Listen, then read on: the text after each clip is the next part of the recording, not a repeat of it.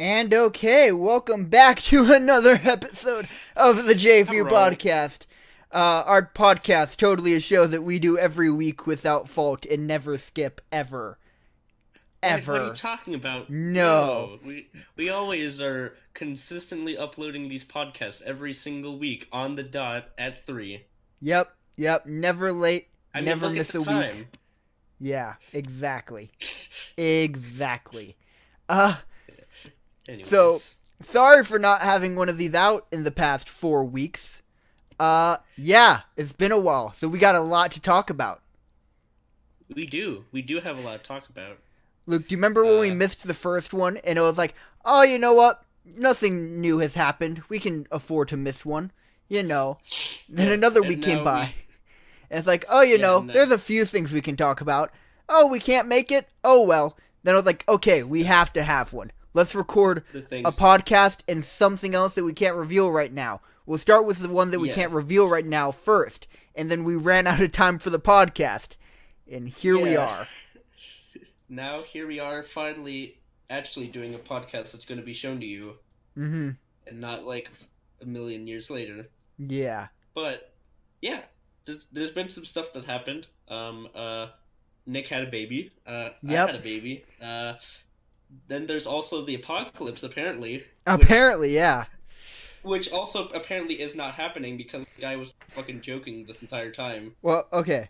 Luke, let's go ahead and tell the story of our tweets this morning. So, it started this morning, because if you guys don't know, today is supposed to be the end of the world again. Like 2012 and 2000 and all that. Today was also supposed to be the end of the world, which I found out yesterday. So if it was supposed to be the end of the world, thanks for the heads up, universe. Yeah. Could you imagine if that was just how the world ended? Like, you found out the day before? Like, oh yeah, world's gonna end in 12 hours. Figure out what you want to do with that time. No, I like to think it's like, okay, so you find out the world's gonna end, and it's like, when is it gonna happen? In 5 minutes, and then like, oh shit, and then in that moment, that's when it like hits, because like you just see the message sent to you like 5 minutes ago. That'd be great. The universe. I like the idea that the universe forgot to hit send on the text message that the world was gonna end on a certain date. Yeah, and like the last known word was the world ended, but it was at least 3 minutes off. Okay, so it started because this morning I texted Luke, kind of making a joke out of it by saying, I'm trying to even find the original tweet. It was, do you remember what it was exactly? Okay. I don't remember exactly, but I'm looking it up right now, but essentially it was along the lines of, hey Luke, how would you react if it was the end of the world today, and so you couldn't see Blade Runner 2049 because, you know, that's the shit I've been talking about for like this entire like forever now. But then I responded a clip from one of my favorite YouTube channels, Joel Vinesauce, like a segment from one of his episodes where he just says, like, as like the most nonsensical shit is happening, life sucks, then you fucking die. Yeah. And that was my response. And you know what's even made this funnier? Like a couple minutes later, right after I sent that, there was another message sent onto that same tweet that said, "Don't joke about this." Like, did you know who that was, or was that just someone who found our tweets? Clue. That's amazing then. That someone, because of the hashtag I put in the tweet, found this and was like, no, we're not allowed to kid about this. This is like, this is off limits. And then your final response was amazing. It was an NBC article that says, good news, the man who said the world is ending Saturday changed his mind. Yeah. I love that sentence so much. He changed his mind. He's like, you know what? I don't want the world to end today. It's not going to end. Oh, I'm glad that you're the one who gets to say that. Thank you for changing your mind on that one. I actually like life. I kind of wonder, though, like, how many people actually believed him, and now they're just, like, fucking pissed off, because, like, god damn it, the world was supposed to end today. I did see... I saw a great tweet from one of my, acquaintances, I guess I'll say. Alright, yeah. I've known him for a long time. But he said, I want to find the exact one because his words were amazing. Where is it? Here. Okay, I'm just going to paraphrase then because I can't quite see it on here. But it was like, 1 a.m., still waiting for the world to end. Kind of looking forward to it. Kind of looking forward to it. Like, I love that so much.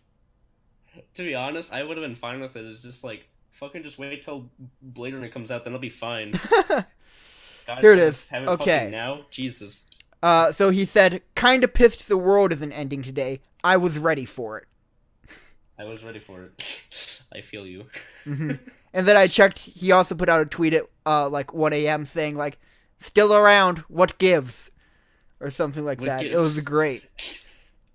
Yeah, I like to think it's like that gif that everybody uses of John Travolta just, like, looking around the room, like, throwing his hands up in confusion. Right? Hey, Luke. Yeah. That's my favorite. What? Another Mountain Dew of the day?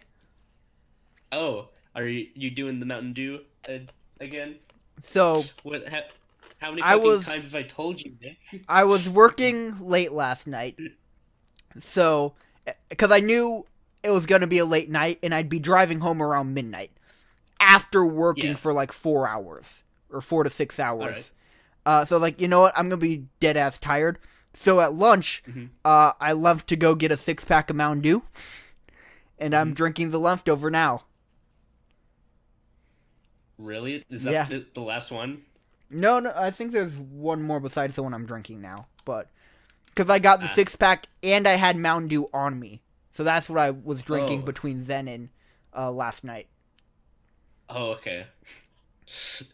Nick, I've never seen someone so obsessed with one specific product than you are. Well, I say that, but then again, I'm the fucking guy who said all this shit about Blade Runner 2049 because of shit about, so... Well, it's great because I'm drinking Mountain Dew, which is, of course, green, and we have the green screen on right now, so I'm just drinking nothing right now. You're drinking air. Mm-hmm. Anyway, so... yeah, it's different. First thing on the podcast, and you know it's been a while, because I literally think the last podcast was also a loot crate. We have one right here that I'm going to open. You gotta do it right here, right now. Yep, so let me move the mic so I can step away, or lean back, so I can have plenty of room to show off a loot crate. Lootin' and bootin'. Yep. As you say. Okay. But what have you bootin' that loot? Oh, this is great. The inside of the box is a cereal box cover that says Cog Krispies and has a robot eating cereal on it. Cog Krispies? Oh my mother of God, Luke. What is it? I am so fucking sorry. Is it Blade Runner? I am so unbelievably sorry right now.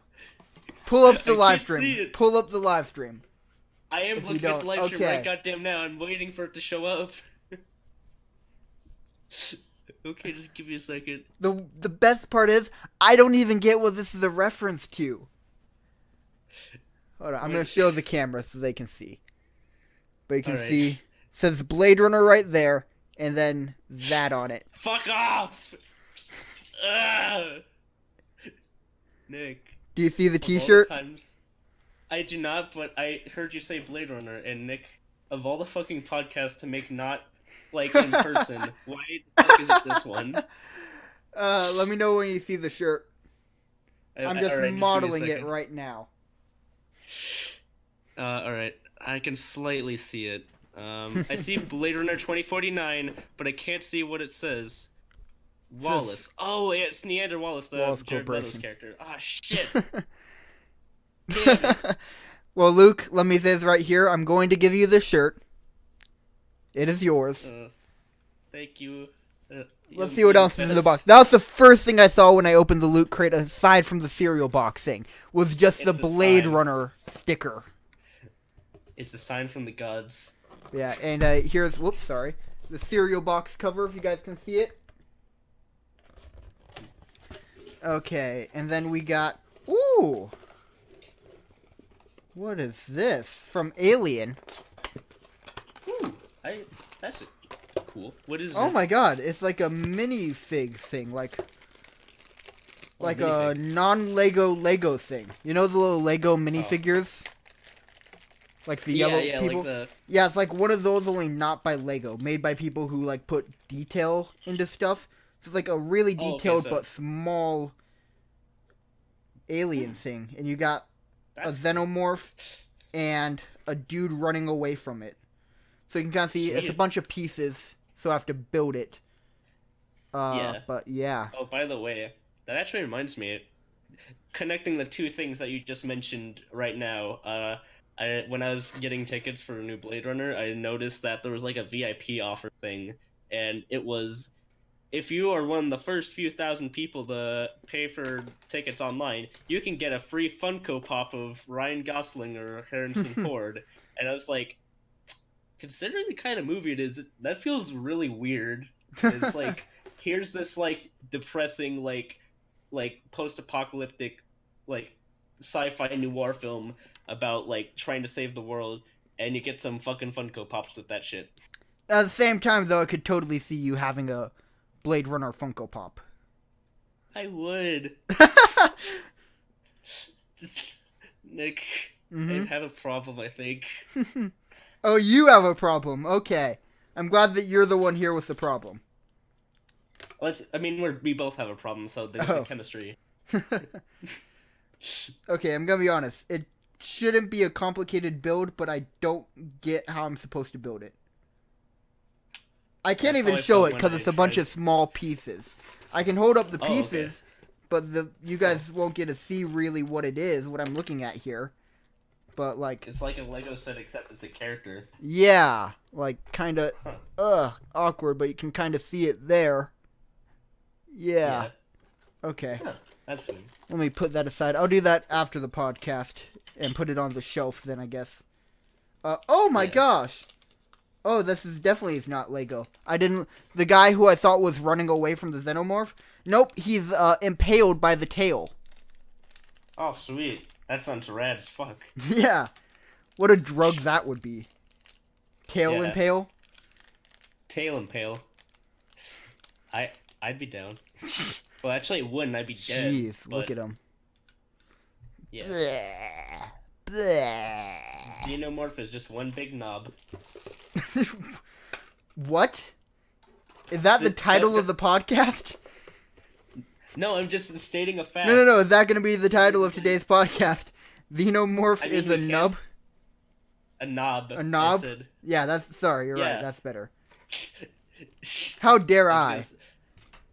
I guess, considering he's putting his tail through him, I guess that's even bigger metaphor for penetration. Except it kind of took itself way too far. We have a 3D model of R2-D2, which I'm totally not going to do because that looks insanely difficult and above my expertise. And your pay grade? Yeah. We have a Star Trek The Next Generation comic, which is awesome. Can kind of see Patrick Stewart's beautiful face in that. His face is quite exquisite. And that's the Luke crate. So the biggest thing from that was really the Blade Runner t-shirt. So Luke, I'll get that to you when I see you next. Yeah. Hey Nick. Thank you for bringing it to me. But if you don't, just a second, I have a stupid ass picture I want to show you that I made.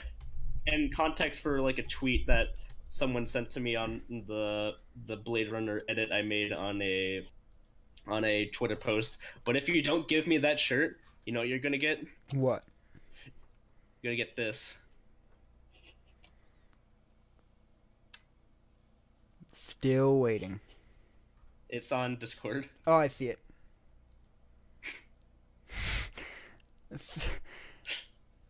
And I'm gonna have to pull that up for the viewers to see.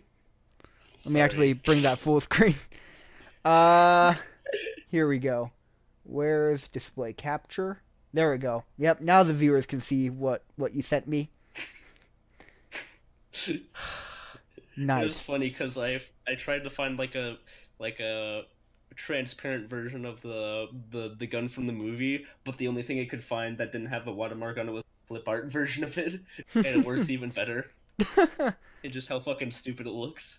A clip art gun? A clip art blaster from Blade Runner. It's like that sounds amazing. It was like specifically designed from the movie. Jeez. That's what you'll get, Nick, if you don't give me that fucking t-shirt. Awesome. Well, the other thing I want to bring up is that today is Chris's birthday. Chris Clock, former technical director of J4U Studios. So happy birthday to him. And as one birthday present I have for him, it's sitting on my desk right now. It is his battery that he loved at the fucking charity event we did months ago.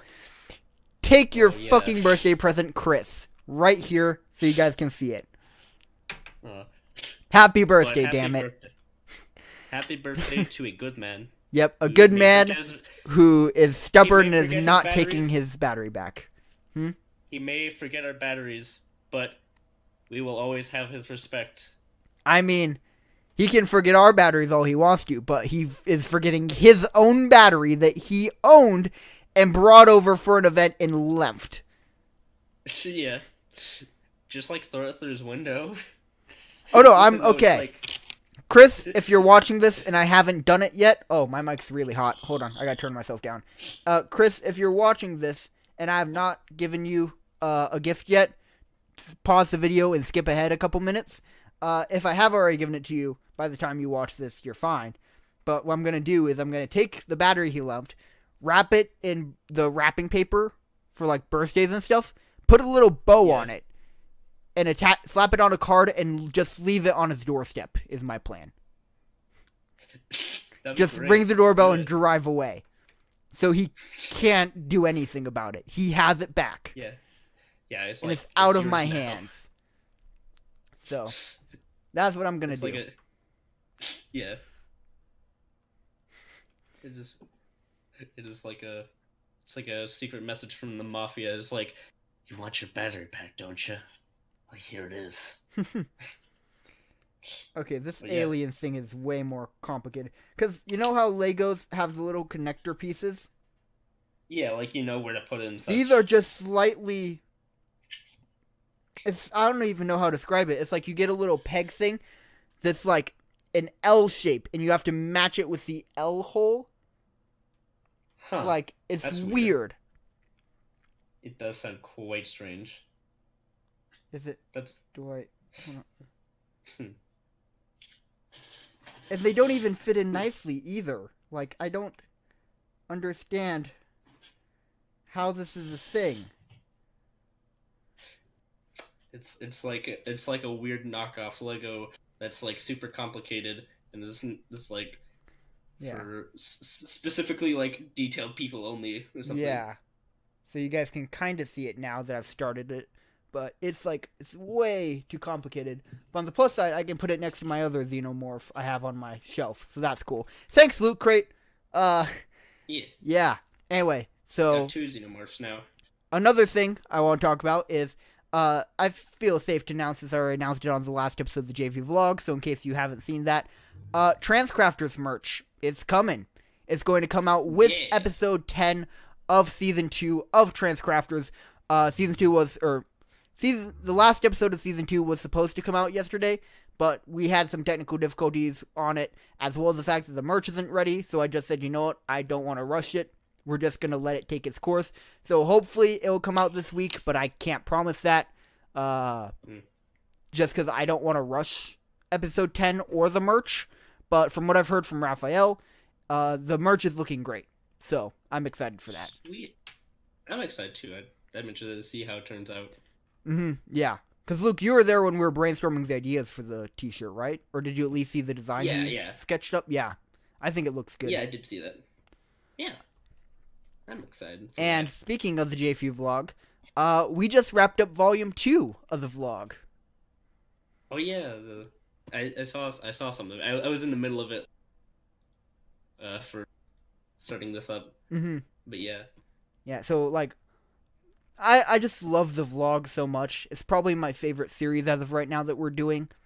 But especially cuz it's evolved between volumes really. Like if you look at volume 1, I think of as basically the Arizona tour. There were vlogs outside of the Arizona tour, but volume 1 was 5/8 the Arizona tour. Whereas Volume 2 was, I mean, that was just, I don't even know, because the cast from the Arizona tour wasn't really in Volume 2 as much. Volume 2 was more so like, hey, I'm busy this month, let me record it. So like Volume 2, we did making of Transcrafters for when Transformers 5 in Minecraft came out. My trip to Indianapolis was 2 of the vlogs in Volume 2. The charity event behind the scenes, which is actually, I really like how that vlog turned out, because that was really mind-opening and eye-opening experience. Also some cool shots. Yeah. Thanks to a certain person. I wonder who it is. There is the vlog that had the IMAX unboxing and watching Dunkirk in 70mm. Oh yeah, that was I like that a lot. Mm-hmm. So did I. There was kind of like the downtown, like kind of nighttime feel to it. There was a stupid vlog of my mouth surgery. It's just so much cringe to it. A classic. I feel like it'll be a classic for years to come. Oh yeah, well, even more stupid of a vlog is the Day in the Life fake one. Which that was a trip. That was a real whoo.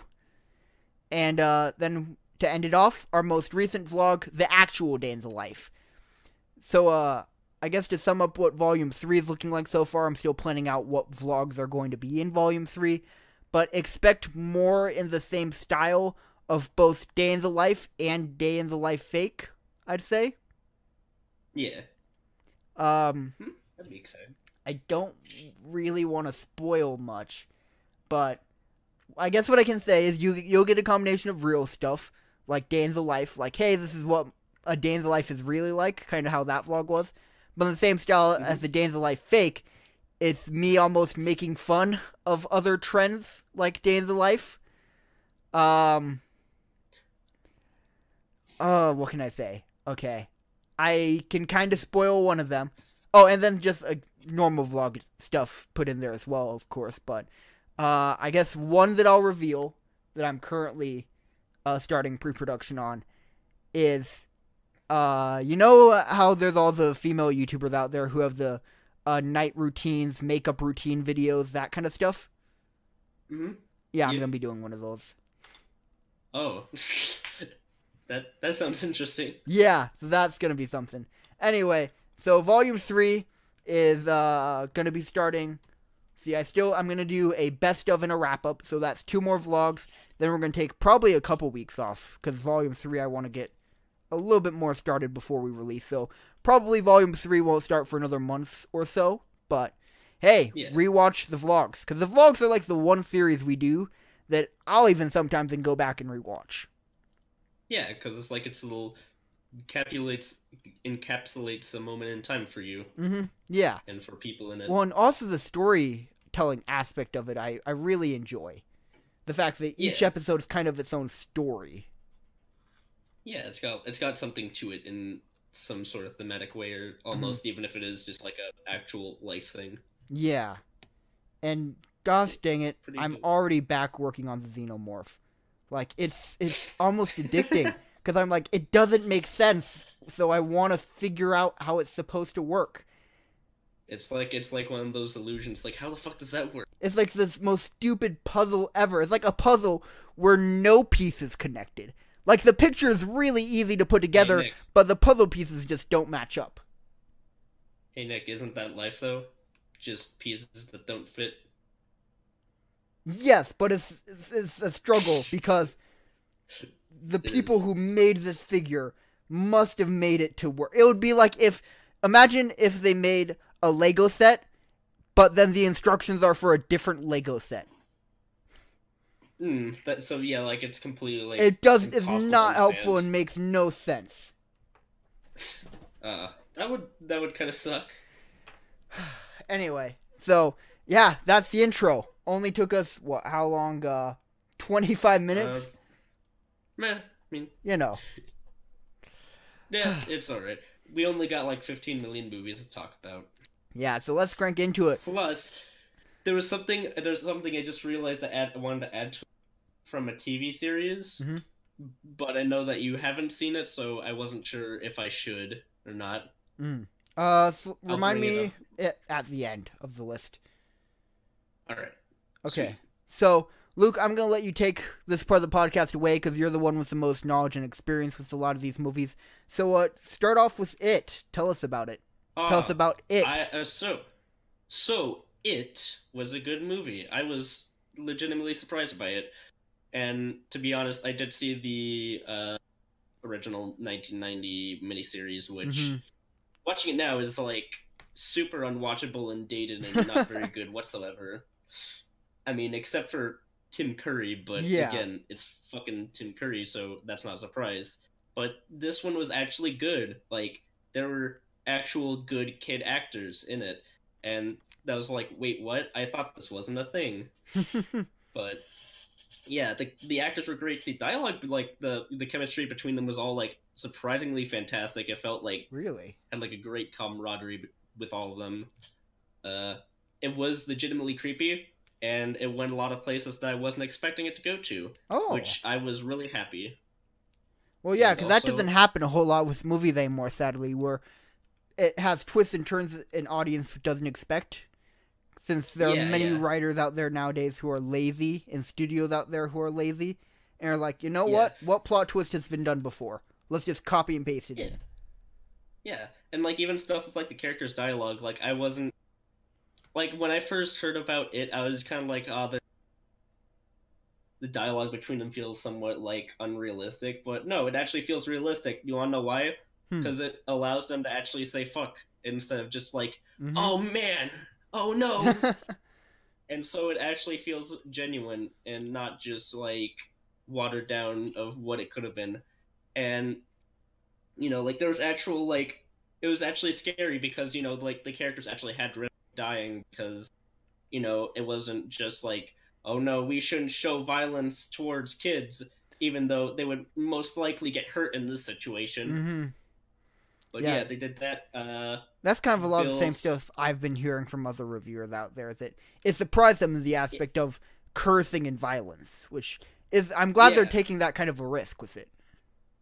Yeah, and it pays off like really really well for them in the end because it actually you know feels more genuine. And Bill Skarsgård as Pennywise was fucking perfect. Oh my god, he did great. I haven't even seen the movie, but just him as an actor in general, and then just seeing some of the behind-the-scenes stuff, holy crap. Yeah, like, just the first scene alone was, like, legit freaky, and it was great. Loved the cinematography to fucking bits, because, like, that was one of the aspects that probably brought out the best, like, amount of, like, actual horror or suspense in the film, because it was, like, amazingly shot, and just some of the way the, like, scene, like, shots are composed really brings out like the tension in the scene. That's good. I only have a couple of complaints. Like one of them is that some of the visual effects are awful. Like not necessarily the practical ones, but like the CG effects that are like, the CG effects are like bad. Really? They weren't particularly great. Let me think. There was something else I was trying to remember what it was. Oh, okay. Yeah, in the beginning, like, the first couple of minutes, it was a bit hard to get into, because it just felt like it was going for a generic, like, high school film, like, with the bully, who's just generic bully, and then, there's the awkward kid, but then there's the girl who likes him, but then as it went along, like, you know, it kind of pulled this under the rug and kind of showed the depth to the characters after that, which was then good. Because, like, you know, the bully isn't just a generic bully. He actually has, like, you know, character. Oh, well, that's good to hear, then. Yeah, so it was good. Tell me, does this give you confidence in a sequel with adult actors? Yeah, I mean, considering they were able to do something pretty fantastic with just, like, kid actors, I have confidence. I'm kind of interested to see who they get, though. As, like, the actors. Yeah, that would be interesting. Like, so, I'm interested. For an It sequel with adult actors, would you prefer if they went with actors you never heard of before, but look the part and you think could act the part, or big name actors who might not quite look as accurate as the kids, as a grown-up equivalent would be? I don't know. I guess mainly just like it just depends on how good of a performance they do. Like, I wouldn't necessarily have to be like they look exactly, but if like their mannerisms and the way they perform the scenes is like very similar to how the characters were in the film, then that would be. I guess my wording's a little off here. More so like, would you prefer if they went all out to cast like the big name actors who are in everything, or do you think it would be, or could be, a bigger and more payoff risk if they went off with no names? I guess in some areas with no names, and some areas maybe like bigger actors. Mm-hmm. I so feel like combination maybe. Yeah, because I feel like there are some big name actors that like when you just see them, the only thing you could see is just the person. Or like not really the one that's coming to mind right now for me is like Scarlett Johansson. Is in like everything nowadays, along with like sometimes Jennifer Lawrence. So like, yeah, it would be kind of weird if they, I feel, casted some of the big name actors just to get the big name in there. But since they worked with a lot of kid actors before, who knows what they'll pull. Yeah. And I guess, like, I mean, they kind of had something like that with Finn Wolfhard, since, like, he was in Stranger Things, and this was basically just Stranger Things except with violence and swearing. Mm-hmm. So, I don't know. Okay. I don't know. Well, again, it just depends on the actor, I guess. Yeah. Yeah, it just depends. So, next on the list, we have American Assassin. Oh, I actually didn't see it. You haven't yet? There mainly just because I know that it was a film that came out and people watched it. My next question is, do you want to watch it? Michael Keaton's in it, but even then, I don't really care. He's probably not in it for very That's long. probably my philosophy is I don't know enough about it to care other than Michael Keaton's in it. That's really the only thing I got with it. Same here. But yeah, like it looks like generic action movie fare, and yeah, only thing is just Michael Keaton. Yeah, which is still a big plus for them, but that's really the only plus they got from what I've seen. Yeah, same here. So I guess we'll have to see how reviews are. Maybe either one of us can go see it or something, give some feedback on the next podcast, but we'll see. Maybe, yeah, depends. Unless if it's like kind of like either like a strongly positive or strongly negative rating. Yeah. Like, or maybe the next movie that we're talking about. I was just about to say that. You have a lot to say about this one. Ooh, you have about 40 minutes to say on this one. Yes, okay. So, what movie are we talking about? The movie is Mother, directed by very famous, provocative filmmaker Darren Aronofsky, who's made stuff like Black Swan, Requiem for a Dream, and most recently Noah. And he made this movie called Mother with Jennifer Lawrence. And it's been getting like the most split reaction of all time. Like there's people who like say it's the greatest cinematic achievement of all time and kiss the rat that walks on. Or there are people that despise its fucking guts and think it is like a despicable creation. And in all honesty, I'm nowhere like near any of those two, but I personally think it's pretty bad. Like it was not that good. And me and my brother also saw it with me. Well, not with me, but we both saw it, and then we texted each other about it, and then we said, hey, let's do a video on it. So we did like a 40-minute podcast style kind of rant about it, about like all the aspects wrong with it and all that such. And yeah, that was what I did with him. So I'll just briefly talk about what I thought was bad with this film, and also maybe like the good aspects too. Yeah, I'll do good aspects since that's like won't take as long. Jennifer Lawrence, yeah, I know, right? Jennifer Lawrence did a great job with her character and had a very good performance. Same thing for Javier Bardem, who I remember Chris Clark saying was one of his favorites. So shout out to that. He did good as well. Cinematography, while kind of feeling a bit overly claustrophobic at times, was really good, and I really like that it was a major studio film that's been using like stuff like 16mm film, because it's kind of got its own feel to it, with that very natural-esque feeling to it. And that's where my compliments end, because holy fucking shit is watching this movie ever unpleasant and just irritating. Like, okay, so essentially, imagine this. Have you ever had like a situation where he comes into your room and they're looking around, they kind of mess with some of the shit in your, like, please, can you just get out? And they won't, and you're just like getting overly like annoyed with them and want them to leave. Have you ever had that happen? I'm gonna have to go with no. Okay, well, just imagine that idea and like done like 3 times over the span of 2 hours. That is literally just what this film is. And there's been a whole bunch of stuff about how it's like a massive metaphor for the Bible or something, I don't know. And every time I hear that, it's like, okay, I can understand why you would feel that way and like why he constructed it like that. But of all the fucking things to make a metaphor about, the Bible is kind of one of the more overused ones. Point, I'd have to say. It's like, okay, you get it. It's humanity sucks, but you don't have to like do like this overly cruel shit to get that idea across. Like, again, that would require me to spoil, which I won't. But there's some stuff in this movie, mainly in the last third, which really got me going like, I am not enjoying this whatsoever. I would really like to leave. You know what? I will. Bye. And yeah, you did walk out, didn't you? Yeah, I walked out like there's probably at least like 15 minutes left in that movie. And my brother told me what happened at the last 15 minutes. It's like, thank God I left when I did, because then I really would have like just stormed out of the theater in a fucking like fit of disgust.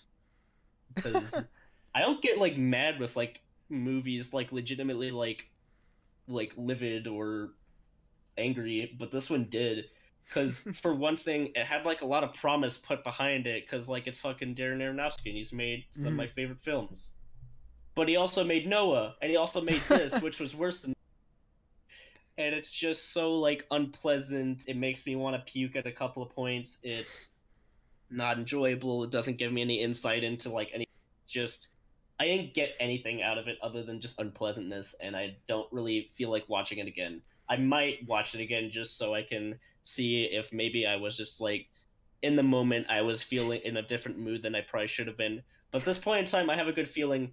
No, it was just a bad, shitty, like awful, unpleasant film to watch. So what I'm hearing is, movie of the year? What? Oh yeah, basically. So yeah, if you guys want to hear more of his thoughts, he did a 40-minute video over on the Film Fisher channel. Link in the description down below, so please go check that out.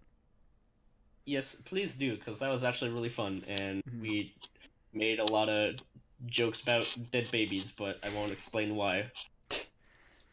So the next movie we have on the list is one that I was very excited for, but you put out an interesting article on. So it's Kingsman 2: The Golden Circle. Now, I personally be the negativity man today. Personally, I loved the original Kingsman so much. I didn't see it in theaters. I saw it after it came out on DVD. Yeah, and I saw it in theaters with my brothers, and I absolutely love that movie. It's not perfect, but I think it's just like a great kind of like, I describe it as almost like a B-movie James Bond film if they gave it like a massive budget and like didn't give a shit. Well, whatsoever. Yeah, it's what it really is to describe it to you, because their marketing for it was not great or accurate, maybe isn't what I should say. They marketed it as something it wasn't. They marketed it as another Hunger Games or what's the other book series going around? The Divergent, like a movie in that style. When it's really not that at all. It's more or less a spy comedy, but comedy in the sense that it's almost overly exaggerated, I guess. It's like a parody almost of spy films. Like you have in this movie, it's the British spies are the Kingsmen. In the American, and they are always wearing a suit, very sophisticated. And the American equivalent are the statesmen, who are cowboys. So like little things like that. Or in the last movie, Samuel L. Jackson played the villain, and he was a billionaire who served all of his clients McDonald's. And he was an evil guy who wanted to kill everyone on Earth, but couldn't stand the sight of blood. Like, things like that are just little funny things. Yeah. Also, that, and it had some amazing action scenes. Oh my god, yeah. The church scene from the first one. The church scene is one of my favorite, like, things ever put in a movie. That was, like, incredible. Even the bar fight was fantastic. Yeah, like, even the bar fight was great. I loved that. That was a good scene. And now, Kingsman: The Golden Circle, the sequel to the original Kingsman, came out. Luke, what are your thoughts on it, Mr. Negativity? Okay, so I agree with you on, like, the original stuff. Like, I love that movie. So I say this with a heavy heart when I say that this is incredibly disappointing, because it just kind of feels like just Kingsman again, except this time, instead of Samuel Jackson, you get Julianne Moore, who Julianne Moore is a fantastic actress, but they make her do nothing in this fucking movie. And it seems like most of it just revolves around one joke that they kind of do over and over again. It's funny the first time, but like when it's the basis of the story, it's like, okay, is there anything else you're gonna make a joke about besides Elton John? I don't know. Well, let's kind of talk about this for a second then. You mentioned the villain. Because when I think about the first Kingsman, Samuel L. Jackson did a phenomenal job. His character had a lot going on. It was kind of that morally gray character who's like, you get why he's doing what he's doing, but he still shouldn't be doing it evil. What is the difference with this villain? You said she didn't have a lot to do. What do you mean by that? Basically, you know how, like, so in the original, like, Kingsman, like, Samuel Jackson's character's like, you know, like, I want to rid the world of all the bad. Like, I don't remember even what his motive was, like, in the original. That was basically it. Okay, just get rid of all the bad people. Well, guess what? That's the same thing here. Seriously? Except now there's, like, a whole thing about, like, putting poison in all the drugs of the world, or something like that. Well, from what I heard, because the first short film, the Samuel L. Jackson's character, he wanted to kind of kill off humanity via basically smartphones. The villain was supposed to be basically a metaphor for, like, Apple and how they're becoming too powerful. And I heard that, like, drones were the thing in this movie, like, kind of making fun of Amazon drones. Is that true? Slightly, but, like, most of the joke is just, like, how so many people take drugs all the time, and that's the joke. Really? That's it? Yeah, that's the joke. And also, speaking of that, they even do a cutaway to America about the president, like a joke about, like, presidency, and God, like, watching that in the theater made me embarrassed. Like, I won't get into why, but, like, if you watch it for yourself, you'll see what I mean. But okay. Ugh.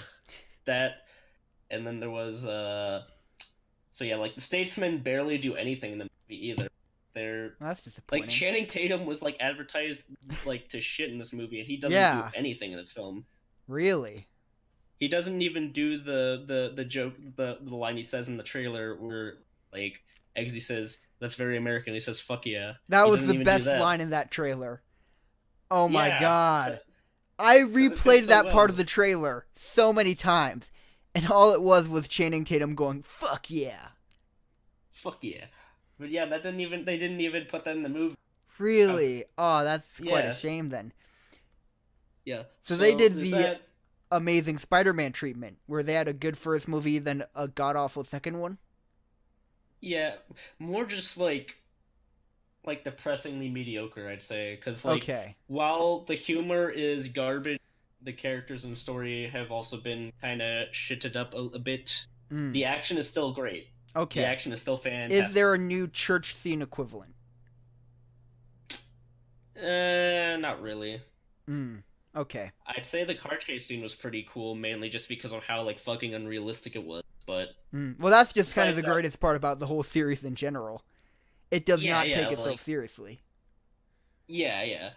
Where I kind of feel like the church scene worked mainly because it still had like slightly grounded in reality. It was just like the idea of it was just so fucking over the top. Whereas like the car scene is like that is not physically possible whatsoever, but that's still fun. Okay.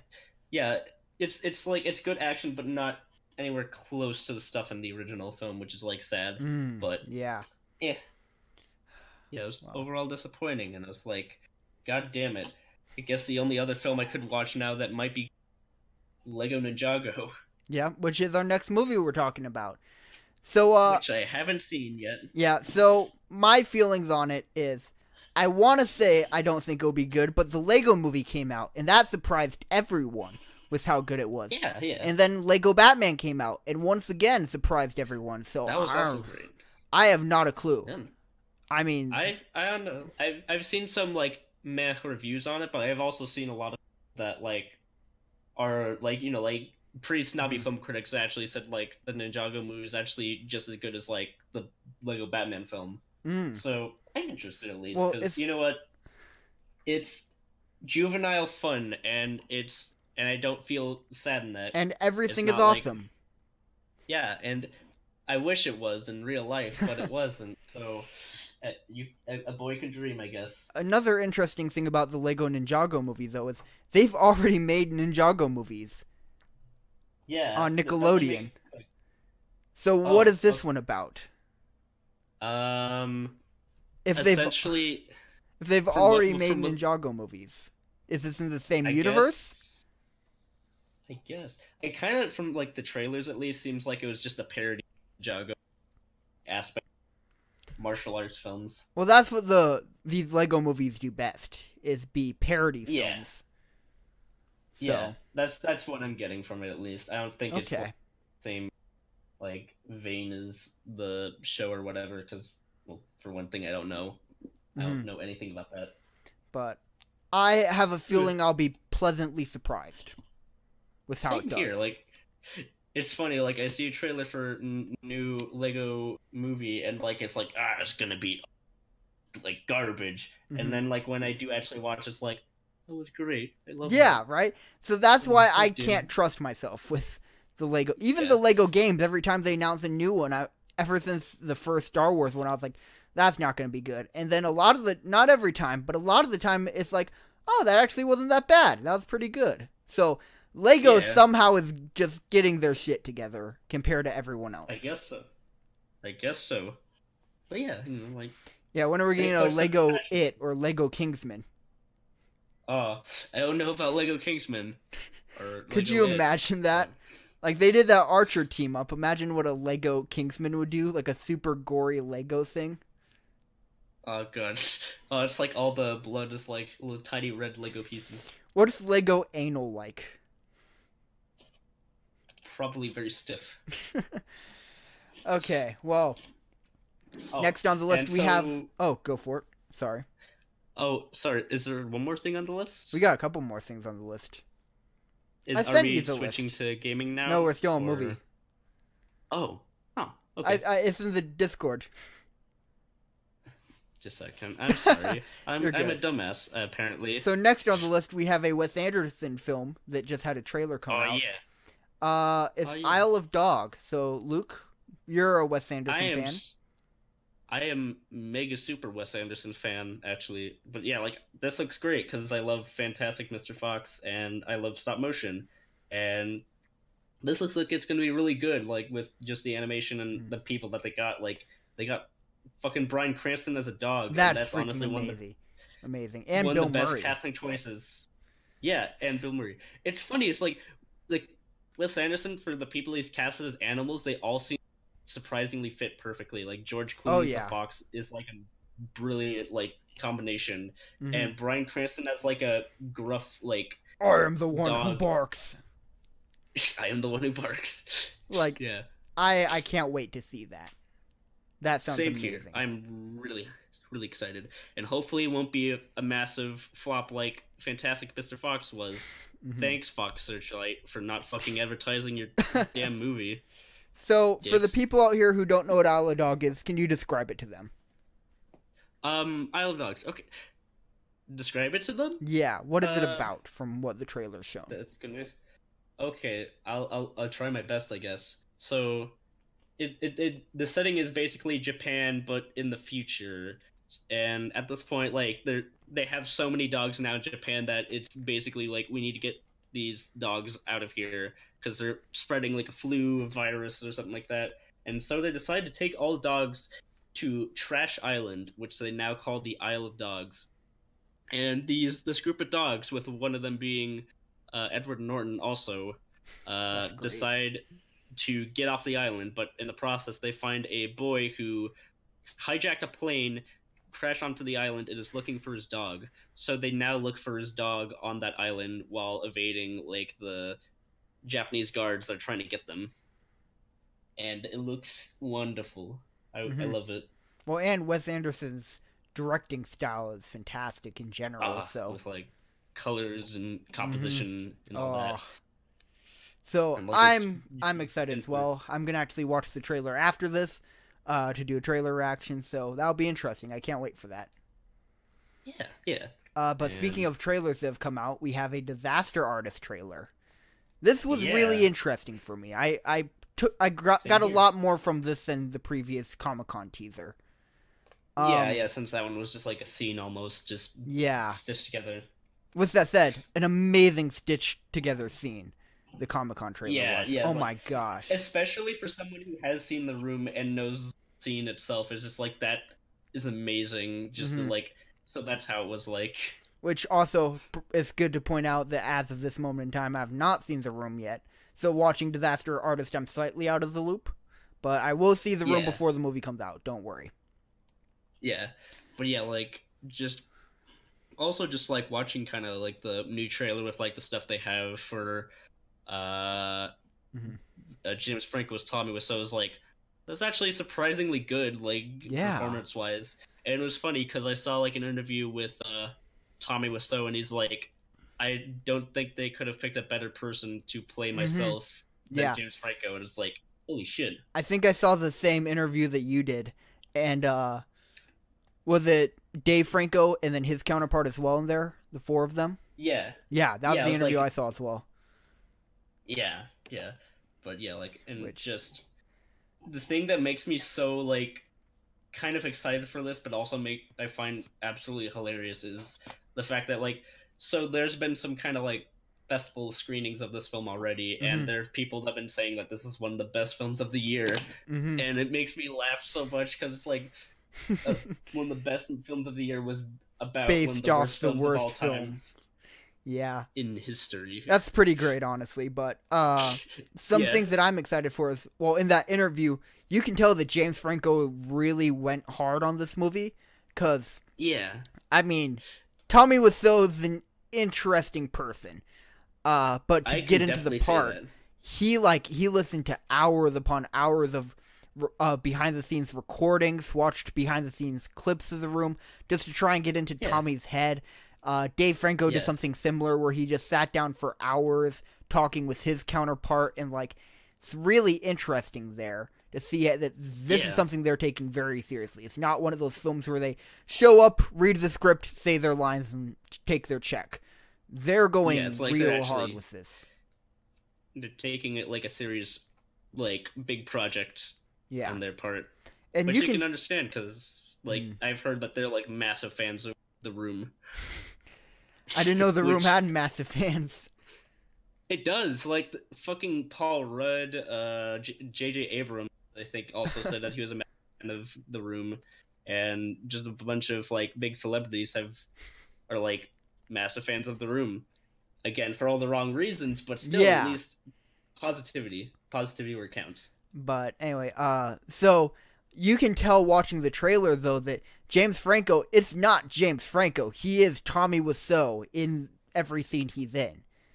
It's not one of those things where, Oh yeah, no, James Franco, one of the actors who's the same character in every movie. No, he is very much so not in this trailer.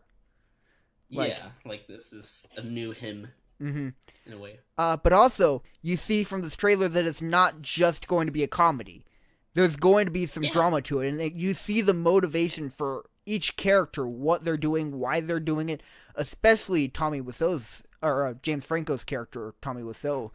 You really see a lot into that there, which I find fascinating. Yeah. I think that's interesting too, because it's interesting to see like what the people who made like the worst thing of all time kind of would feel about it, or how they feel and such like that, because it's interesting. There was one shot that it still stands out in my mind from that trailer. That shot is what sold me on this movie. It's the shot of Tommy Wiseau, or I guess James Franco, in the movie theater for the screening of The Room, and everyone is laughing but him, and he is shedding tears. Yeah. And it's such a powerful shot. Yeah, and you wouldn't expect something like that from something silly comedy, so that it's not just that. There's more to it than just, hey, it's James Franco making silly voices. He's more character. Yeah, and real person. It shows you that, it may be one of, if not the worst movie of all times, but he set out to try and make it the best he could, and he put his all into it, even if it didn't turn out so great. So the fact that, like, everyone sees it as a joke, there's got to be some psychological consequences of that's messing with him. And, it's depressing. Yeah, it definitely is. I feel like recently he has been kind of accepting it more. Well, I have heard... still find enjoyment. I have heard many theories on that. One that definitely makes a lot of sense is the fact that, like, most actors have their screen name. Like, Katy Perry, her name's not Katy Perry, if you didn't know. Most actors are like really? that. Yeah. Huh. Most actors, and even directors in Hollywood, the name that they're known for is not their real name. Huh. It's due to SAG and a bunch of other acting agencies that really care about how an actor's name sounds. I'll have to pull some up for there. Katy Perry's the big one, but it's like most actors in Hollywood who's like, oh yeah, their name is so... Like Jamie Foxx, I believe, is another one. His name's not Jamie Foxx. I believe that. But one theory out there is that Tommy Wiseau is not his real name, so that's part of why he's okay with everyone bagging on Tommy Wiseau, is because he can step back and go, hey, yeah, Tommy Wiseau is a funny guy. It's not really me. Yeah, it'd just be like, no, no, my name is Jimmy Chris. That's me, or something like that. But yeah, it's that's like... my really shitty Tommy impression. Katy Perry, her real name is Cassie Hudson. Demi Moore is Dimitri Guinness, something like that. Oh my god, Louis C.K., what's his real name? Woody Allen. Like, my point is, most actors, the name they're known for is not their real name. That's interesting. I like to think Louis C.K. is Louis P.K. or something like that. His real name is Louis Steckley. But Steckley being a weird name, they just said C.K. Yeah, just Louis C.K. Yeah, it's fine. Yeah. Tina Fey is Elizabeth Samantha Fey. Huh. Oh my god, and Ben Kingsley. I get why he changed his name. I can't even pronounce... It's 3 names, and I can't even pronounce a single one of them. Oh no. Olivia Wilde was Olivia Jane Cockburn. Hey. Oh my god. Michael Caine is Maurice Micklewhite. Whoopi Goldberg. Carrie Ann Johnson. Oh my god, this one makes sense. Hulk Hogan is not his real name. It's Carrie Jean Bottle. Carrie Jean Bottle. Huh. What's another name that's recognizable? Julia Child. Wow. Her real name is Julia Crolin McWilliams. Martin Sheen. His real name is nothing like Martin Sheen. It's Raymond Antonio Gerald. But Bruno Mars, Peter Gene Hernandez. But you get what I'm going for here. It's really interesting. There's one for Paul Thomas Anderson. I mean, maybe you'll have to look into that, but because that name flows too fucking well to be like. That's a good point. Anyway, so next on the list we are moving on, or you have another thing, correct? Oh yes, there's something I guess I'll briefly talk about it, even like a 18 episode series. But in September, the 3rd season of Twin Peaks ended. A show that I was very excited for because, you know, I loved the original Twin Peaks, and David Lynch has made some great, incredibly strange stuff, but still great. And I was excited for this because this was the first thing, like, he's directed in 10 years. Oh my god, seriously? Yeah, like the last thing that was long? Inland Empire back in 2006. And that was like a 3-hour film that looked like it was filmed on like someone's shitty digital camera, which it was, so that's why. But yeah, this was the first thing he's made in quite some time, and I was excited for it because I love Twin Peaks. And it was not really anything like what I was expecting it to be, which, to be honest, that's David Lynch, so that isn't surprising. But yeah, like, it feels nothing like the original series, which I guess is the point. It's just. So did he direct great about it, but all the episodes? Oh, he directed all the episodes. Wow. All 18 of them, in fact. And yeah, there's a lot of great aspects. Like, he does create some great surrealist atmosphere, but then there's also just points that just feel very, like just nothing. Because there's like a subplot in the story that I won't get into because it's kind of a spoiler, with a very important character from the original series that takes up a good amount of time, but just feels like it's just trying to be one big joke that never really goes anywhere. Gotcha. And it's just like, it just feels like they kind of waste the character until like the last 2 episodes. But then again, David Lynch is always kind of like defying expectation and going against them. I guess, there's that. Yeah. And there are good aspects. It's just, I don't know. I couldn't really get into it. But it does have artistic value in that it's the weirdest fucking thing I've ever seen mainstream TV. Like, not even close. Not even fucking close, at least from just the first episode. It is absolutely goddamn insane. Like, there is an episode that, like, almost the entire thing is, like, a TV equivalent of the 2001 Monolith sequence. Oh, wow. And it's insane. It's absolutely nuts. Like, stuff like that I loved, but there's other aspects that are just like, alright, let's get to the point. Oh wait, it's David Lynch, there isn't the point. Well, yeah, the biggest thing that I heard from Twin Peaks is it is mind-bogglingly slow. Like, yes, episodes that are like, oh, what happened that episode? Nothing. Like, episodes where it's on pretty much real time with how they do things. There's an episode that's just a 2-minute shot of someone sweeping a fucking bar. And what? Like, what is the point of this? I was almost like laughing my ass off because why are you putting this in? Okay. And it's just, and then, like, to be honest though, like, the last couple of episodes, I guess it just took me a little while to kind of get used to the stuff that does happen in the series, because then after a while it was actually, because, like, last couple episodes, like, stuff does happen. It's just, like, I have no idea how to describe it, but it's a good show. It's just I couldn't get into it, but it seems like every single film person in the world thought it was the greatest thing ever. I wish I could feel that same way, because I've been waiting for this for fucking ever, and now I just, but it's good. It's good. It's just wasn't really what I was hoping it would be.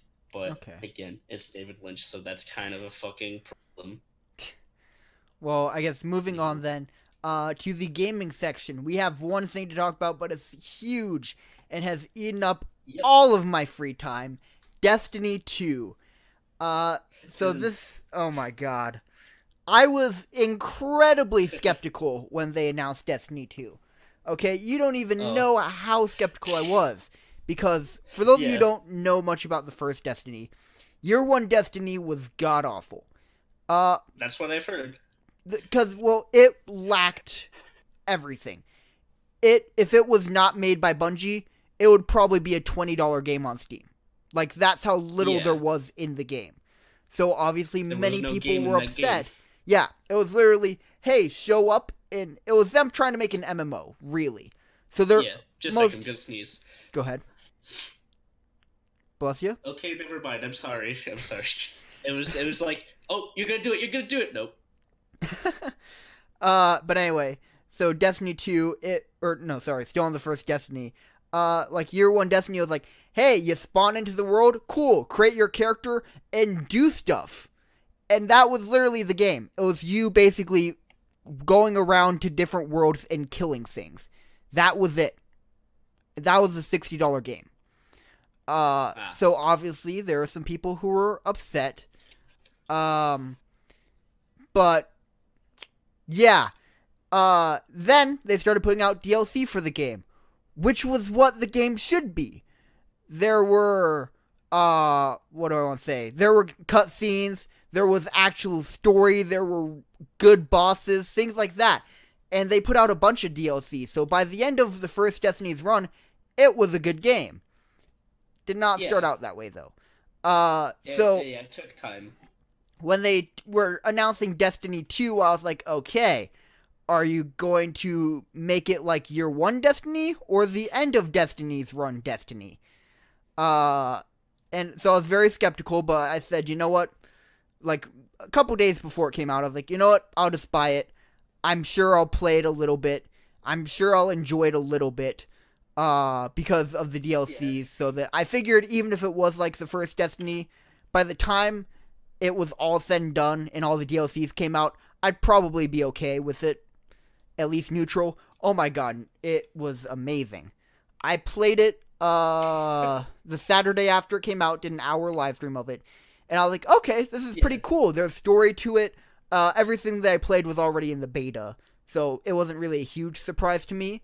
But it was basically just what an actual game's first level of a campaign is. It felt like it was a real game there. Which I was like, okay, that's cool. Second live stream I did, I unlocked the multiplayer, which is interesting because Destiny's not really about a story. It's about your character.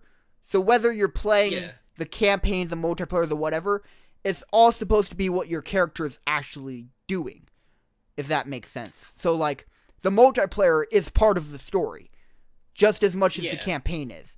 The little side quests are as much of a piece of the story as the multiplayer and the campaign. Everything is part of the story of your character, is what it's marketed as. It's like you create your own story.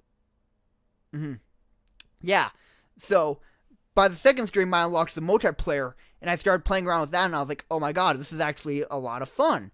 And then I realized the grind of Destiny, which is something that a lot of people were upset about, I guess, with the first game, but that was more Year 1, when you would grind, and then they're like, hey, congratulations, have a high five from our team. Whereas, by the end of the run, they're like, oh, you leveled up, have some more awesome shit. So, I started grinding, and oh my god, it's so rewarding, because you spend hours trying to level up your guy and unlocking more and more things, that the payoff actually feels good. Like, it feels good. It actually feels as a payoff. Yeah. Like, for example, this probably doesn't mean much to the people who don't really play Destiny, but there's something called the power level, which you get gear that's a certain level. And then your power level is the average level of all of that. So, when you start out, for the first couple hours, your power level is going to be like 20 to 100. And then after that, you just gotta keep grinding, getting better gear so that your average gear level goes up. I'm at 260 right now, and the max is like... The max that most people can cap off it is like 290. So that should tell you how much time I've put into the game. That a guy who normally plays about 1 hour of a video game a week is already about a little behind the people who do nothing but play Destiny. So, That's great. Yeah. It's slowly devouring my life. I have a question, though. You said that, like, the system was, like, power levels, right? Yes. Like, So, what does the scouter say about your power level? Is it over 9,000? Bringing that old-ass meme. Yeah, that was an oldie right there. I still like that show a lot, actually. But yeah, it's like... The other good thing, the one redeemable factor about Year 1 Destiny was the raid. And that was something that wasn't even with the game when it came out. The raid came out about 2 weeks after the game did. But it was free to everyone who had it. And it's basically a team thing where you and your team go in and have to complete this incredibly difficult boss. But with that, it's not okay, we show up, we shoot the boss, and we kill him. It's literally a puzzle where you have to figure out, A, how do you get to the boss, and then B, how do you kill the boss? Because it's never okay, there's a boss, let's shoot him. It's, okay, he's got 3 layers of shields, how do we take out those shields in under 3 minutes? And if you die, you start over. And it also resets your progress every week. So you can come back, say, you spend 3 hours trying to beat him, you can't beat him, okay, turn it off, try again tomorrow, and it gets you where you left off. But after a week, it resets and you have to start from the beginning no matter where you paused it off at. It's incredibly hard. And, like, you have to be at the maxed out levels on everything to even play the raid. You can't just go in day 1 and play it. So, like, that's something that... Like the last level. It's something that's really interesting that I wish more games did, was not hold your hand and give you an element of it that's legitimately hard and not everyone's going to be able to beat. Yeah, it's like, something that takes time and actual planning to do. In fact, people who, even, like, from what I've seen, like, people who, when the raid first came out for Destiny 2, because, again, like, the first Destiny didn't come out with the game, it came out a week after, there was a race to be the first to beat it, and the first person to beat it took, like, 12 hours. Wow. Yeah. That sounds like it takes a lot of time. Mm-hmm. But a lot of it is figuring out how to beat all the puzzles in it. So it's really a cool feature that I wish more games had. Yeah. So we're gonna go. That's actually pretty cool. Yeah. So we're gonna go ahead, kind of jump into some news here. Emerald Sword, hello. Did you get my Xbox messages? Yes, I did. Hello. I'm blanking on what they were, but yes, I did read them. Anyway, so first thing of news we have to talk about here is the Stremys, which are coming up this Tuesday at 6:30. Which, if you don't know what the Stremys are, is basically an internet-based award show. So creators on YouTube can win awards for the shows and videos they've done. It's really cool, and I recommend if you have any interest in YouTube or YouTube creators who you like, different YouTubers, that you watch the Stremys, because it's literally YouTube's version of the Oscars. I'm kind of wondering, what kind of categories do they have? There's Best Show, who has the Best Show of the Year, which there's a lot of high-ranking competitors in that. There's Philip DeFranco, who I love. There's Sugar Pine 7, which I love. BuzzFeed is also up for Show of the Year. A couple other people. Let me actually look up what the streaming categories are and who's in them this year. I was gonna say, it'd be kind of fun almost to do, like, who we would pick as our, like, streaming nominations. Let's actually do that. 7th annual streaming I have a couple nominees. of YouTube people that I would like to do.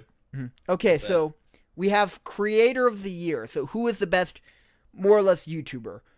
You got Cameron Dallas, Casey Neistat, David Dobrik, Dolan Twins, Jake Paul, god damn it, Jenna Marbles, Lily Singh, Lisa Koch, Logan Paul, and Shane Dawson. I'm sorry if this comes off as rude, but I hope to God neither of the Paul brothers get it. Neither do I. I feel like most people probably hope to God that they don't. Well, the thing is I don't know if Creator of the Year is, but some of the categories are voter-based, and the Paul brothers have a lot of people who might be voting for them. So if you don't want them to win, I highly suggest that you vote on the Stremys. I don't know who I'd pick here, because some of these names I don't quite know. And a lot of the ones I do know, I'm like, dear God, don't let them win. Yeah, I know Casey Neistat. Yeah. I'm not a big Casey Neistat fan, but out of everyone on the list, I'd be tempted. He's the one person on here who I'm like, I'm not a fan of him, but he could do it, because he's been doing some interesting stuff this past year, because he just started a new, I don't exactly know what it is. It's a YouTube channel, but I don't know if it's also a company or what it is. It's Beam. Yeah. It's him trying to branch out into the news industry. Oh, that's cool. Yeah, so but it's not just... Casey Neistat. Casey Neistat is a cinematographer, but he's his new news show isn't like world events. It's more so topic based. Like there was one on let me actually see if I can pull it up. There's one on marijuana, I believe he did. Beam News. Where it was like no, that's not it. Let me go to YouTube. But it's really interesting. His style. That it's I like his style. Based on a specific topic, I guess. Not even like a news story going on. It's like he thinks of it as, what do our viewers want to know? It's more of posing a question and then giving news and answers on that. Yeah, kind of. That's a cool idea. Yeah, I guess. Casey, so I like Casey Neistat. I'm trying to think, like, I know Paul Berlizno, I know Shane Dawson. What were some of the other ones? A lot of ones I don't quite know. David Dobrik. Lisa Kosher. Lily Singh. What has Jenna Marbles been doing this past year? Because she's another person I think could take it, but I don't know what she's done this year to separate. The reason I say Casey Neistat is because I know this year he's been branching out from what he's normally done, which is why I'd say he's a decent contender for that. I don't know what Jenna Marbles been doing this year. I guess of all those ones, I'll pick, but also just for the fact that he was a producer on Good Time, so that's automatically... your mic cut out literally on the person who you said. Oh. Is it working now? Yeah. I mean, it was fine. Okay. I heard everything but the name of the person. Oh, I was going to say, I guess I'll go with Casey Neistat. You know, I kind of like some of the stuff he does vlog-wise, but also he was a producer on Good Time, which was one of my favorite movies so far this year. So that's automatically enough for me to be like, you seem cool. Yeah. So, Show of the Year, which is the one that I care about a lot. You got Good Mythical Morning, Keen and JC, The King of Random, The Philip DeFranco Show, React by the Fine Brothers, Rooster Teeth, Sugar Pine 7, The Try Guys, and The Young Turks. Oh, The Young Turks, huh? So that has a lot of really strong contenders. I can name like half of those people I'd be fine with winning, honestly. Yeah, I like Young Turks. I like Rooster Teeth, and I haven't seen a lot of Philip DeFranco, but I know from stuff that you showed me that he is a very, very good at what he does. Yeah, and I mean, Good Mystical Morning's also fantastic. Sugar Pine 7. It would be neat for them to win just because this is their first year ever of being a Sing. So if they won a Stremy for Best Show, literally the year they were created, that would be kind of interesting. But yeah. I'm going to just put up Stremys so I can... like look at the nominations along with I'll send you the link that I'm at. Oh, I'm already on, well, at least on one of them. I was on Wikipedia site. Oh, okay, that would probably work. Oh, whoops, it's not there. Never mind. Yeah, here, let me go ahead and paste this in here. Am I on it? Yeah. I think I am. There we go. We're not going to go through all these because it's a long list, but let's also go into... let's skip ahead down to Breakout Creator with Bringing with Barbies, Brave Wilderness, David Dorbick, Jake Paul, Kristen Hatcher. I can almost guarantee you Jake Paul's going to win that one. In terms of a creator, because even I can stand by that. He is the one creator this year who this year he has grown an incredible amount. whether I like it or not, he is probably this year's breakout creator. Yeah. Unfortunately, yeah. Yeah, unfortunately. Under comedy, we have H3H3 Productions, Laura Clergy, Lisa Kosher, Rudy Mancuso, and Sugar Pine 7. I love Sugar Pine 7. I like H3H3. Those would probably be my two top choices. Yeah, I have no idea what Sugar Pine 7 is, in all honesty. So, do you remember SourceFed? Yes, I do. So... Oh, is it those people? Kind of. One person in particular from SourceFed, after SourceFed ended, his name's Steven Suptic. He's been on the YouTube scene for a long time. Back in the days when Minecraft was becoming a thing, he was MOG Hunt. He was one of the top Minecraft players at the time. After a year doing that, he hated Minecraft and quit Minecraft. Yeah. And then he went into reacting, and he became one of the top reactors on the platform of YouTube. Then he started working for SourceFed. He became one of their main 4 anchors. So when SourceFed ended, he returned back to his own YouTube channel, and having done gaming and reacting, he wanted to do something different. So he took to vlogging. Only his take on vlogging is so unique. He calls it, what does he call it? Alternate lifestyle videos. That's cool. Yeah, so basically, what they are is they're supposed to be vlogs, but they're not. They're comedy skits, each video. I'll show you some of them, but they're fantastic. Yeah. And they literally hit 1 million subs in, like, 3 months. And Rooster Teeth bought them. That's Sweet. How crazy it is. But no, so he's doing a fantastic job there. It's some of the funniest videos I've ever seen on YouTube in my entire time being on YouTube have come from his show. So I'd be fine with him winning Comedy of the Year. I'd say that's definitely... I'll definitely show you some, because I know me and Clock were geeking over his channel. I might have seen some of them, actually. Yeah, I remember you showed them in the morning. Mm-hmm. It's probably the only good thing that came from SourceFed ending. Because he now probably has close to the amount of subs that SourceFed had, I believe. I don't remember if SourceFed had 1 million or 4. It was one of those two numbers. If it was 1 million, then yeah. If it was 4 million, then he's not quite there yet. Yeah. I'm actually curious. How many subs does SourceFed have? SourceFed Nerd. So he has about the same subs as SourceFed Nerd. Okay, so SourceFed, the main channel, had probably about 2 million. They have about 2 million now. I don't know exactly what they had when they ended, though. But, yeah, so it's really interesting. And they're so popular that IGN tried copying his style, and they got shut down by the entirety of the internet.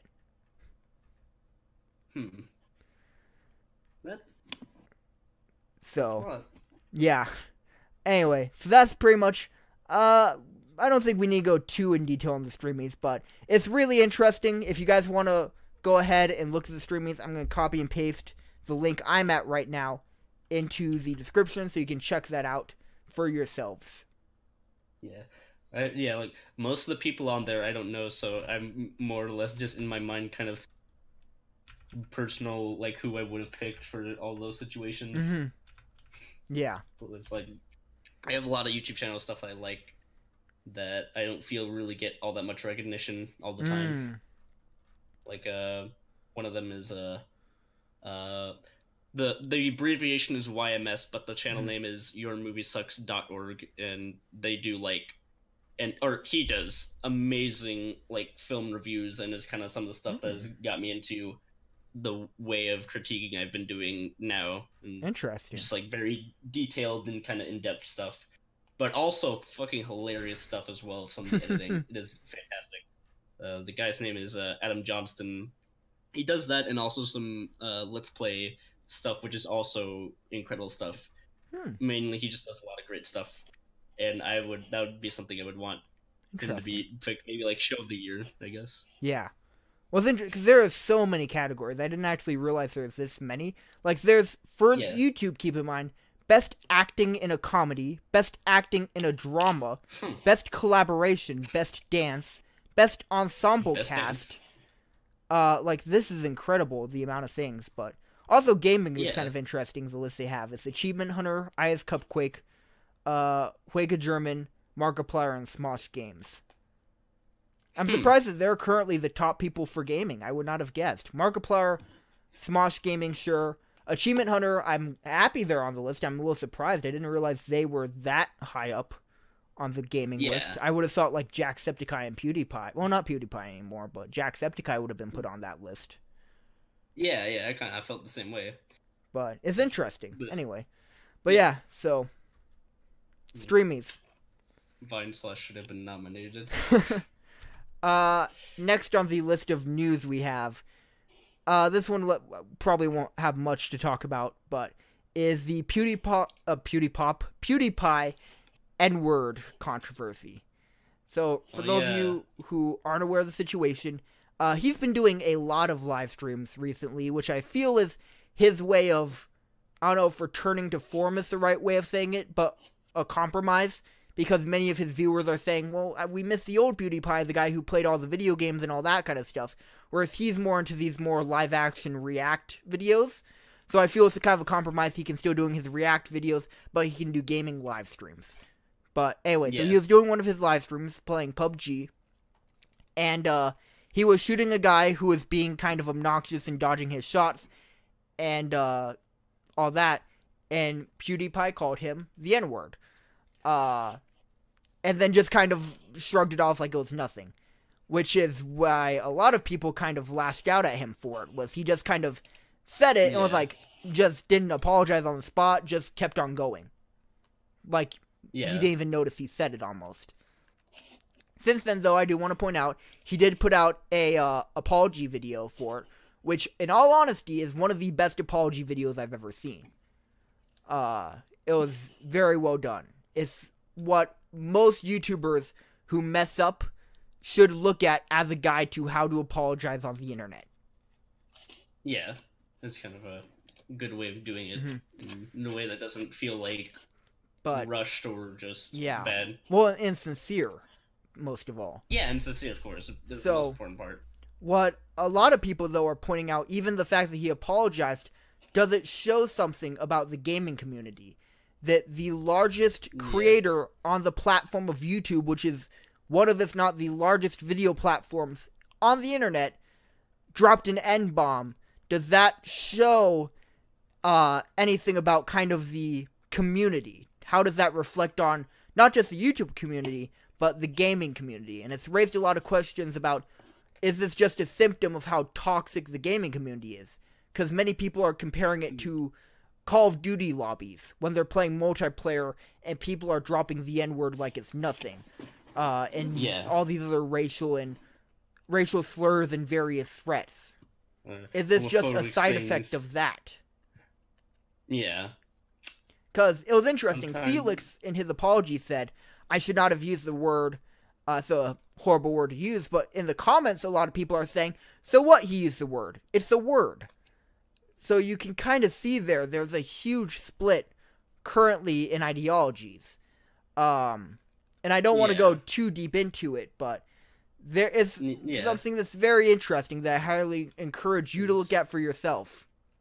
Yeah, it's kind of like more look into it and form your own opinion and not just be like, oh, he did a bad or, oh, he did a good. He's fine. Did nothing wrong. Personally, it feels a little weird to tell someone, hey, look into something, form your own opinion on one of the, I mean, I feel it's pretty universal, worst words out there. Yeah. Like, whether you believe words have power or not, assuming they do have power, this is the most powerful one. This is up there with Nazi stuff. Like. Yeah, or, just like, or, something like that. Just derogatory terms in general. Yeah, this is one of the top tier ones. So, whether you believe words have power or not, this is the big one. Yeah.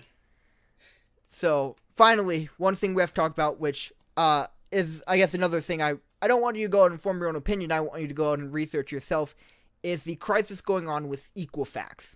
This is something that I even on Facebook put out a video. I didn't put out a video. I shared a video talking about Equifax just because I wanted everyone I know on Facebook to know about this, because I felt mainstream media is making a big deal about it, but if I was running a mainstream media site, this would be like the big thing we're talking about every day for a while.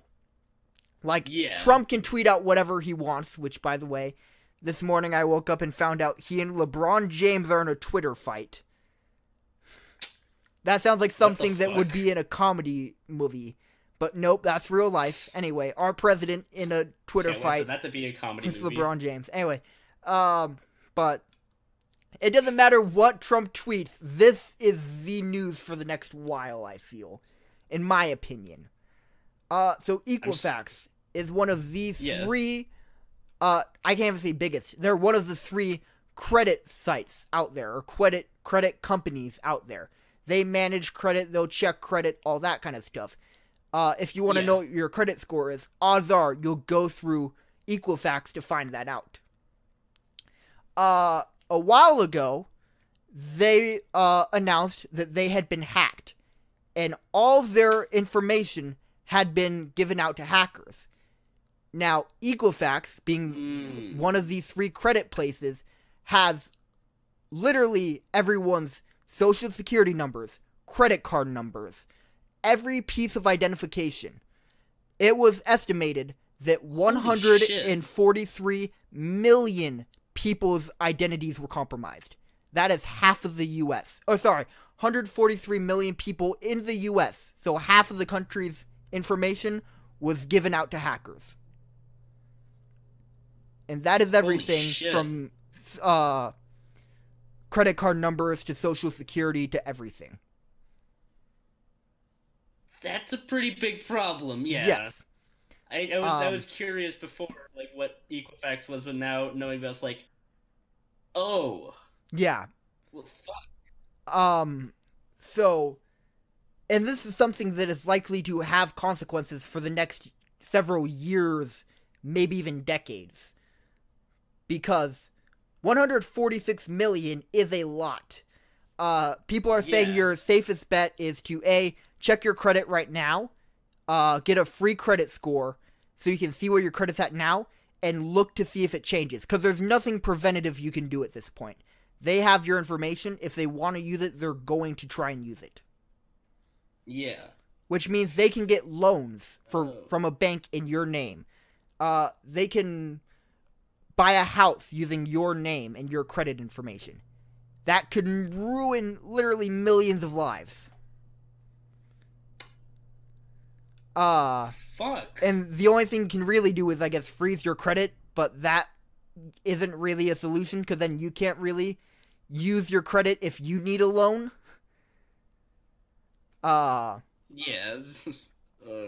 So, anyway, so what most people are saying is your safest bet is the fact that they have taken so many people's information. Is that the problem's so bad that what people are suggesting is that you pray that they'll get to everyone else's before you, and you won't get hit as bad as the people who are up first. Yeah.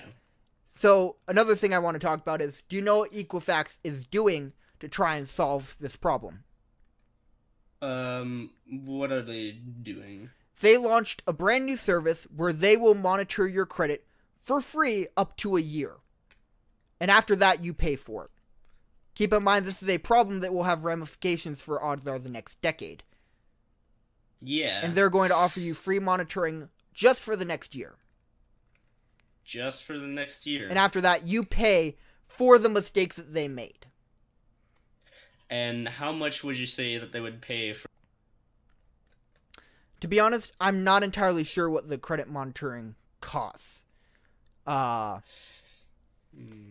in addition to that, they have a website where you can check and see if you were affected, because there are 2 other credit sites. So both my parents have checked.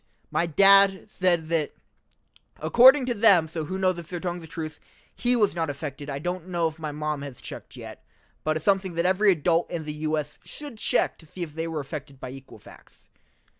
Yeah. How long ago was this? Well, that's the thing. They announced it, I want to say, a week or two ago, but the breach happened over the summer. So they've known for a while that this has been a thing, and we're too chicken to come out and say it until recently. That's something to fucking, like, wait on. That's, like... Mm-hmm.